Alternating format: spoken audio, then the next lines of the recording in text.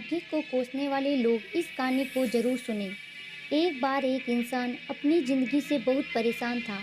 वह हर समय अपने आप को कोसता रहता था कि क्या ज़िंदगी मिली है मुझे, क्या जीवन है, हर परेशानी मेरे ही साथ है, हर दुख मुझे ही आकर घेरता है, हर झंझट मेरे ही सर पड़ती है। एक दिन इसी तरह अपने आप को बैठा हुआ कोस रहा था कि क्या नसीब है मेरा, क्या किस्मत है मेरी, क्या ज़िंदगी है मेरी, कि तभी अचानक एक बाज अपने शिकार को पंजों में दबाए हुए एक पेड़ पर आकर बैठ जाता है और वहीं पर अपने उस शिकार को खाने लग जाता है। ये परेशान आदमी जब उस बाज को देखता है तो कहने लगता है कि क्या ज़िंदगी है इसकी, क्या जीवन जी रहा है, मज़े का, ना इसे खाने की चिंता, ना पीने की चिंता, ना पहनने की और ना ही परिवार की। शिकार करता है और मस्त खुली हवाओं में कभी इधर कभी उधर घूमता है, सारे दिन आसमान में उड़ता रहता है। असल ज़िंदगी तो यही है, जीवन तो यही जी रहा है। और फिर वह आसमान की तरह देखकर ज़ोर ज़ोर से चिल्लाता है कि काश मैं भी एक बाज होता तो मुझे भी कोई दुख ना होता, मुझे भी कोई परेशानी ना होती। काश मैं भी एक बाज होता। जब वह 2 से 3 बार जोर जोर से चिल्लाता है कि काश मैं भी एक बाज होता तो मुझे भी कोई दुख ना होता, मुझे भी कोई परेशानी ना होती, तो अचानक आसमान में बिजली कड़कने लग जाती है और आसमान से आवाज़ आती है कि हे इंसान, क्या ये हमने सच सुना है कि तुम तुम्हारी ज़िंदगी से परेशान हो और तुम एक बाज बनना चाहते हो। तो इस आकाशवाणी को सुनकर ये इंसान हैरान रह जाता है और आसमान की तरफ देखकर कहता है कि हाँ, मैं सच में अपनी इस ज़िंदगी से बहुत परेशान हूँ, क्योंकि हर परेशानी मेरे ही साथ है, हर दुख मुझे ही, हर तकलीफ मुझे ही है। आसमान से फिर आवाज़ आती है कि हे इंसान, एक बार फिर सोच ले, हमने तुम्हें बड़ी प्यारी ज़िंदगी दी है, लेकिन अगर फिर भी तू चाहता है कि हम तुम्हें बाज बना दें तो हम तुझे बाज बना देंगे। लेकिन अगर एक बार हमने तुझे बाज बना दिया तो फिर हम तुझे बाज से इंसान दोबारा नहीं बनाएंगे। तो यह आदमी तुरंत जवाब देता है कि मैंने अच्छी तरह से सोच लिया है कि मुझे बाज ही बनना है, और एक बार बाज बनने के बाद मैं दोबारा कभी नहीं कहूँगा कि मुझे इंसान बनना है। तभी ऊपर से आवाज़ आती है कि जैसे तुम्हारी इच्छा, और वह इंसान बाज बन जाता है। बाज बनते ही वह इंसान खुली हवा में उड़ने लगता है, कभी उड़ता हुआ इधर चला जाता है, कभी उड़ता हुआ उधर चला जाता है और सोचता है क्या मज़े की ज़िंदगी है, असल ज़िंदगी तो यही है, ना कोई चिंता, ना कोई परेशानी, ना कोई डर। वह सारा दिन ऊंचे आसमान में उड़ता रहता है। 2-3 मिनट फंक मारता है, उसके बाद फंक मारना बंद कर देता है और लंबे समय तक हवाओं में तैरता रहता है। इसी तरह हवाओं में तैरते हुए शाम का समय नज़दीक आ जाता है, तो वह सोचता है कि मेरे पास रहने का एक ठिकाना भी होना चाहिए, मेरा अपना एक घर होना चाहिए जहाँ मैं रात में आराम कर सकूँ। तो ये सोचकर वह छोटी छोटी लकड़ियाँ इकट्ठा करने लग जाता है और एक ऊंचे पेड़ पर अपना घोंसला बनाने लग जाता है। एक एक लकड़ियाँ इकट्ठा करके वह अपने लिए एक सुंदर सा घोंसला तैयार कर लेता है और रात में उसी में सो जाता है और सोचता है सुबह उठकर शिकार भी करूँगा, और सुबह उठकर फिर से मौज मस्ती भी करेंगे, खुली हवा में उड़ेंगे। सुबह होते ही वह शिकार की तलाश में निकल पड़ता है, हवाओं में उड़ता रहता है। ऊपर से जाकर देखता है कि कहीं ज़मीन में मुझे कोई शिकार नज़र आए तो मैं तुरंत जाकर उसे दबोच लूँ और वहीं पर खा लूँ, लेकिन उसे कोई शिकार नज़र नहीं आता। काफ़ी समय बीत जाता है, वह लगातार ऊंचाई से शिकार को ढूंढता रहता है, लेकिन उसे कोई शिकारी नहीं मिलता। फिर पास एक जंगल होता है, ये उस जंगल में चला जाता है, ये सोचकर कि शायद वहाँ कोई अच्छा सा शिकार मेरे हाथ आ जाए। ये जंगल के ऊपर उड़कर शिकार को ढूंढता रहता है, जंगल के अंदर जाकर भी शिकार को ढूंढता है, लेकिन इसे वहाँ भी कोई शिकार नहीं मिलता। शाम का समय नज़दीक आ जाता है, तो मायूस होकर वापस अपने घोंसले की तरफ लौट रहा होता है कि रास्ते में थककर एक पेड़ के ऊपर बैठ जाता है। जब ये उस पेड़ के ऊपर बैठा होता है तो उसकी नज़र एक बीमार चिड़िया पर पड़ती है, जो कि अवस्था में होती है। ये तुरंत जाकर उसे दबोच लेता है, उसके पंख निकाल कर अलग कर देता है और उसे खा जाता है। उस चिड़िया को खाने के बाद वह अपने घोंसले की तरफ उड़ जाता है और रास्ते में सोचता है कि चलो बीमार चिड़िया ही सही, लेकिन कुछ तो खाने को मिला। वह अपने घोंसले पर पहुंचकर आराम करने लगता है और सोचता है सुबह एक अच्छा सा शिकार पकड़ेंगे और अपनी भूख मिटा लूँगा। जैसे ही सुबह का प्रकाश होता है ये निकल पड़ता है, अपने शिकार की तलाश में हवा में उड़ता रहता है, लेकिन आज भी फिर कोई शिकार उसके हाथ नहीं आता।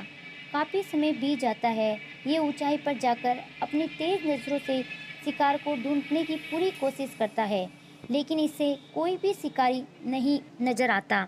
आज फिर ये पास के उसी जंगल की तरफ चला जाता है, लेकिन इसे वहाँ भी कोई शिकार नहीं मिलता। इसी प्रकार पूरे दिन उड़ते उड़ते शाम का समय नज़दीक आ जाता है, तो ये निराश होकर वापस लौटने लगता है और रास्ते में एक पेड़ पर आकर बैठ जाता है। सोचता है शायद आज फिर कोई बीमार चिड़िया मेरा इंतजार कर रही है। लेकिन हर बार किस्मत मेहरबान थोड़ी होती है, आज इसे कोई बीमार चिड़िया नहीं मिलती। ये थक हार कर वापस अपने घोंसले की तरफ चल पड़ता है और घोंसले पर पहुंचकर भूखा प्यासा ही सो जाता है और सोचता है कल सुबह एक बड़ा सा शिकार पकड़ूंगा और आज की भूख भी मिटा लूंगा। रात को अपने घोंसले में सोया होता है, गहरी नींद में होता है कि तभी एक भयानक तूफान आता है। इस तूफान की हवा इतनी तेज होती है कि इसके घोंसले को उड़ाकर एक जगह फेंके और उसे कई दूर दूसरी जगह फेंकते। तो ये जहाँ पर गिरता है वहाँ नीचे एक नोकदार लकड़ी पड़ी होती है, जो इसके पंजे में गड़ जाती है और इसे बुरी तरह से घायल कर देती है। तूफान के रुकने के बाद बारिश शुरू हो जाती है। तेज बारिश होती रहती है, पर यह किसी तरह से पेड़ों के नीचे छुपकर बैठा रहता है। बड़ी मुश्किल से इसकी रात कटती है। जब सुबह होती है तो बारिश रुक जाती है। बारिश के रुकते ही चारों तरफ खुशियाँ छा जाती है, चारों तरफ हरियाली छा जाती है। नदियाँ और झरने तेजी से बहने लगते हैं।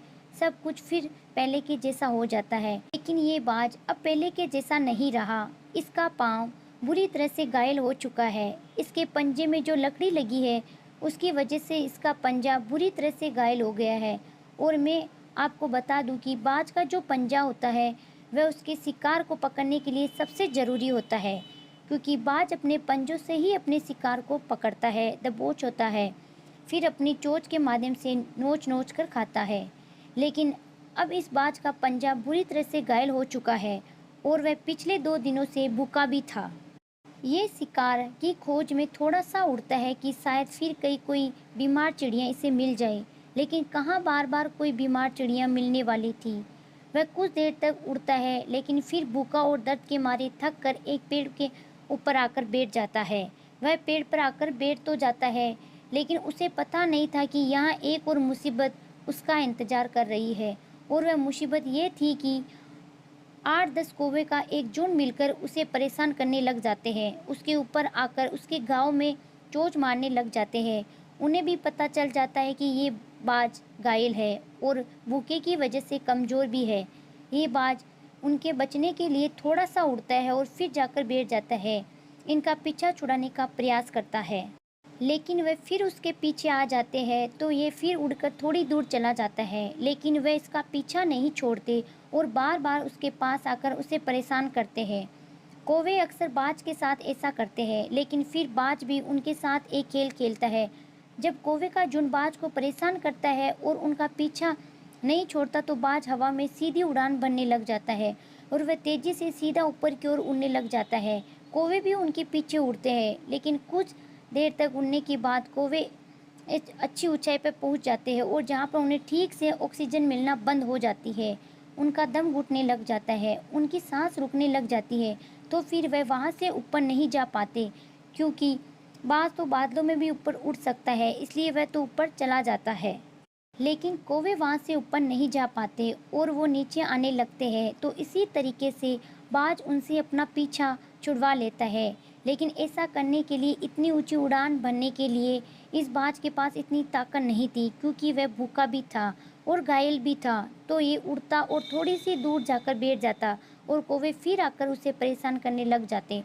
इसी तरह भूखे और घायल घायल हालात में एक दिन गुजर जाता है, दूसरा दिन गुजर जाता है, तीसरा दिन गुजर जाता है, लेकिन इस बाज की हालत में कोई सुधार नहीं हो रहा था। वह बद से बेहतर होता जा रहा था। चौथे दिन जब वह बिल्कुल ख़त्म होने पर आ जाता है, उसके अंदर बिल्कुल ताकत नहीं बचती और उसका शरीर उसका साथ छोड़ने लगता है, तो ये किसी तरीके से उड़कर पास ही इंसानों की एक हॉस्पिटल होती है, उसकी छत पर आकर बैठ जाता है और वहाँ से आने जाने वाले मरीजों को देखता है और अपने आप से कहता है, खास आज मैं एक इंसान होता तो ऐसे छोटे मोटे जख्मों को हॉस्पिटल से इलाज करवा लेता, या किसी को बता देता कि मैं भूखा हूँ, परेशान हूँ, मेरे साथ ये परेशानी है। लेकिन आज मैं एक ऐसा बेजुबान परिंदा हूँ जो किसी से कुछ नहीं कह सकता, किसी को अपना दुख नहीं बता सकता, किसी से कोई मदद नहीं मांग सकता।